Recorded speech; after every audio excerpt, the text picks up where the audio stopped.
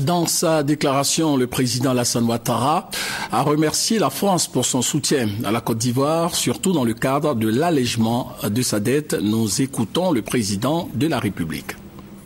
Merci pour tout cet accueil toujours chaleureux. Et au nom du gouvernement et du peuple ivoirien, je voudrais dire à quel point la coopération entre la France et la Côte d'Ivoire est exemplaire. Nous avons été soutenus de manière remarquable et ceci nous a permis de sortir de la crise post-électorale et de faire des progrès importants ces 3 dernières années.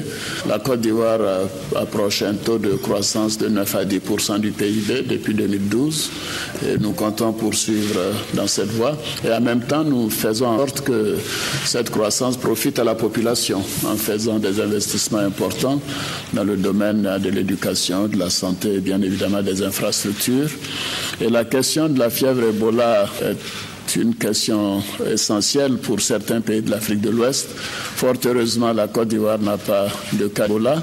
Je voudrais vous remercier pour le voyage que vous avez effectué en Guinée, qui a donné tout de même un message de solidarité, non seulement aux Guinéens, mais à tous les Africains, puisque cette maladie a donc développé une stigmatisation qui crée des difficultés maintenant au déplacement de nombreux Africains en Europe comme en Amérique.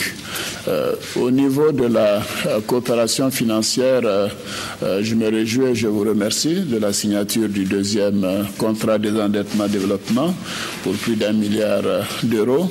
Cela va nous permettre de poursuivre donc les investissements dans les secteurs clés que vous venez de mentionner. Et nous ferons en sorte que ce soutien également s'accompagne par une plus grande mobilisation de l'épargne intérieure, notamment de l'amélioration de la fiscalité et aussi de réduction du déficit pour nous permettre de mettre l'accent sur les investissements et ainsi de préparer l'avenir. Nous avons parlé du Burkina Faso, qui est un pays proche de la Côte d'Ivoire. Les populations sont entremêlées. Nous avons près de 3 millions de Burkinabés en Côte d'Ivoire et c'est important pour nous que ce pays connaisse une stabilité et surtout que les élections se fassent dans des délais rapprochés et des élections démocratiques qui permettent donc d'avoir un régime légitime pour que la coopération puisse s'accélérer entre la Côte d'Ivoire et le Burkina. Et j'ai indiqué que nous souhaitons un soutien de la France à l'équipe burkinabé pour que ce pays qui n'est pas très riche n'éprouve pas de plus grandes difficultés pour l'autre. Nous aurons l'occasion dans moins de 2 semaines à Abuja, au niveau de la CEDEAO, de prendre des décisions concernant l'évolution de la situation au Burkina. L'objectif maintenant, c'est de faire des élections démocratiques dans des délais rapides pour que le Burkina puisse bénéficier du soutien de la communauté internationale. Merci beaucoup. Merci. Merci. Voilà. Alassane, merci.